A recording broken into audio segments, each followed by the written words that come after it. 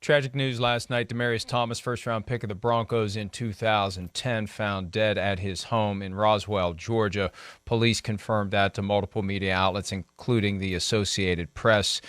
The Denver Broncos issued a statement overnight regarding the situation, said the Broncos were devastated and completely heartbroken by the sudden tragic passing of Demaryius Thomas. DT was beloved by our entire organization, his teammates and coaches, and our fans. Recently retiring as a Bronco, we were very much looking forward to celebrating Demaryius for years to come as one of the greatest players in franchise history. He was with the Broncos for 9 years, spent some time with the Texans and also with the Jets, retired after the 2019 season, 33 years old.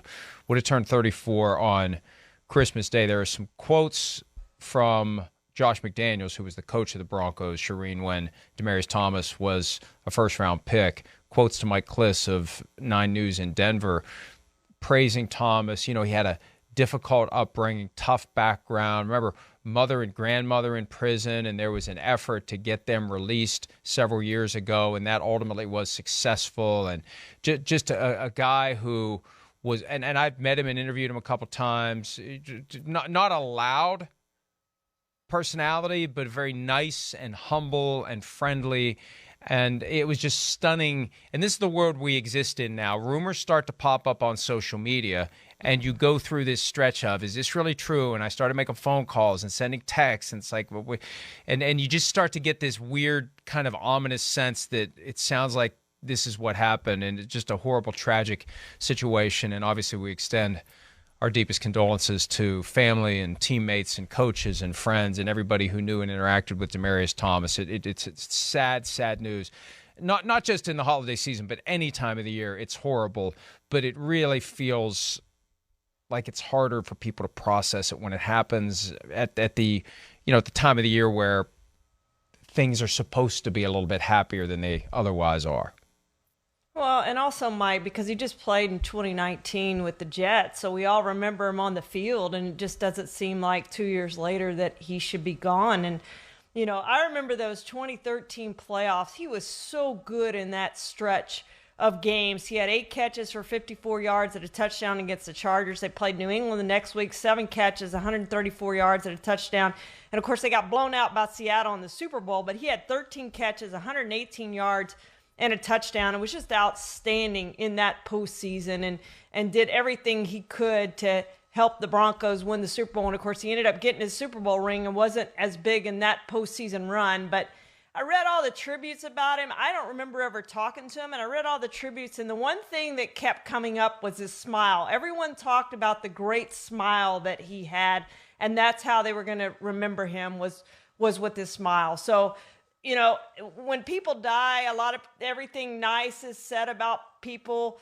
But in this case, I think it's truly deserved with Demaryius Thomas. I think people loved him. He was not the diva receiver that we think of receivers. He was truly a great person and a big heart, and did a lot of things for that community and that team and all the teams he played for. When he got traded to Houston, I thought he was going to put them over the top that season, and unfortunately he had a season-ending injury and didn't get to play in the postseason. Humility is incredibly underrated because, by definition, humility isn't noticed, right?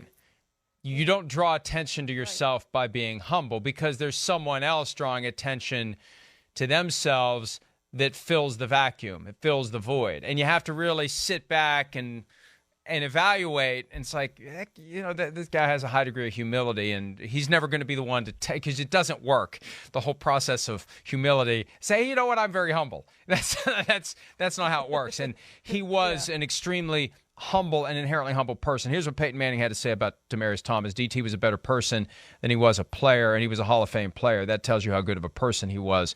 He treated my kids like they were his own. He was there for every teammate's charity event. I texted with DT on Tuesday. He was talking about a touchdown audible we called versus Arizona in 2014. I'm absolutely devastated. I have a Demaryius Thomas story because it's one of those moments where you get an unexpected dose of candor from a player. This was after the 2014 season, Super Bowl in Arizona, doing the week before that frenetic car wash of guests and one after another after another. We had Demaryius Thomas.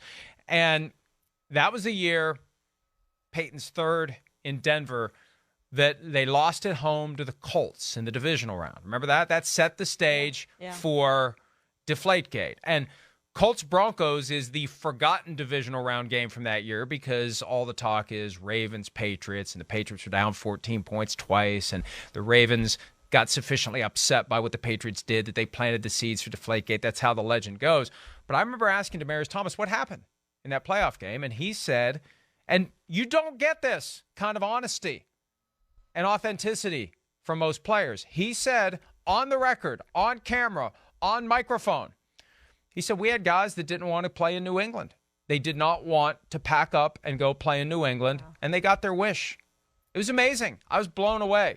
And I still remember the first thing I thought of last night. I mean, because that was just one of those moments where you're like, you don't get that kind of real humanity in this business. Because you can't, I mean, you know, not many guys can say something that truthful without creating a real problem for themselves. But I think Demaryius Thomas kind of lived who he was, and if he had any teammates that were upset that he said what he said, well, that's your problem because it's true. We had guys who didn't want to go play the Patriots, so they didn't have to go play the Patriots because we got our butts kicked by the Colts. And I'll never forget that moment because it was because it's not like, trust me, it had nothing to do with my interviewing skills. That made it even more memorable. He just kind of said it. And you love guys like that candor, and you don't get that with Patriots players or some others. And he was authentic, I think. And, you know, Mike, he had that 5-year stretch there where he had over 1,000 yards. One year, 2014, he had 1,600 yards. But he was one of the best receivers in the league for those 5 years. I mean, a really outstanding receiver. And we might not have thought of him when we start listing the top 2 or 3 receivers, but you're certainly putting him in the top 10, and there were a couple years there I think you're putting him in the top 5. It's one of the best receivers in the league. He was outstanding what he did on the field, and obviously off the field. He was so big to that community, and everything he did within the Denver community was just outstanding. Another thing I remember about him was, remember Georgia Tech, Chan Gailey came in and completely changed that offense to a run-oriented offense, and he stayed. He stayed at Georgia Tech, and I remember being impressed that he stayed at Georgia Tech and didn't try to get out of there and go somewhere else. Boy, it's hard to watch what we have on the screen now. Let's go ahead and take a break. We'll be back with more PFT Live right after this.